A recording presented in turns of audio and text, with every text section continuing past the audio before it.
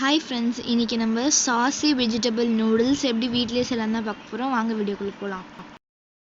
அதுக்கு ஒரு பேனில் பட்டர் போட்டு அந்த பட்டர் நல்லா உருகுனதும் அதில் ஒரு பெரிய வெங்காயம், 5 to 10 பல் பூண்டு, 1 இன்ச் அளவுக்கு இஞ்சி, இது எல்லாத்தையும் பொடிசாக நறுக்கி சேர்த்துக்கலாம். இது எல்லாம் நல்லா வதங்கட்டும். வெங்காயம் நல்லா வதங்கினதும் அதில் 1/2 கப் அளவுக்கு கேரட், 1/2 கப் அளவுக்கு கேப்சிகம் சேர்த்து அதுவும் நல்லா வெங்காயத்தோடு கலந்து விட்டுக்கோங்க. அதில் ஒரு 5 to 10 கருவேப்பிலை நறுக்கி சேர்த்துக்கலாம். அதுலேயே 1/2 கைப்பிடி அளவுக்கு கொத்தமல்லி இலை சேர்த்து அதையும் நல்லா வதக்கிக்கலாம். வதக்கினதும் இதில் தேவைக்கேற்ப உப்பு சேர்த்துக்கலாம். அதில் 1/2 டீஸ்பூன் அளவுக்கு மிளகாய்த்தூள், 1 பிஞ்ச் அளவுக்கு மஞ்சள்தூள், 1/2 டீஸ்பூன் அளவுக்கு பெப்பர் சேர்த்துக்கலாம்.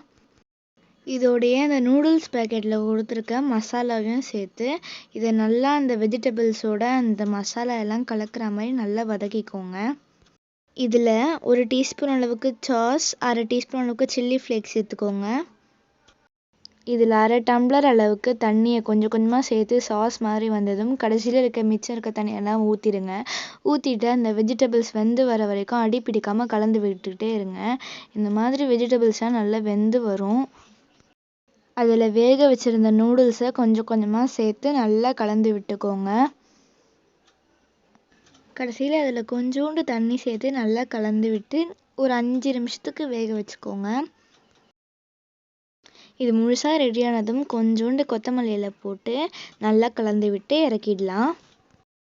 அவ்வளோதான், நம்மளோட டேஸ்டியான வெஜிடபிள் சாஸி நூடுல்ஸ் ரெடி ஆகிடுச்சு. பார்க்கவே டெம்டிங்காக இருக்குது. இதை நீங்களும் ட்ரை பண்ணிவிட்டு எப்படி இருக்குன்னு மறக்காமல் கமெண்ட் பண்ணுங்கள். Don't forget to like, share, comment and subscribe.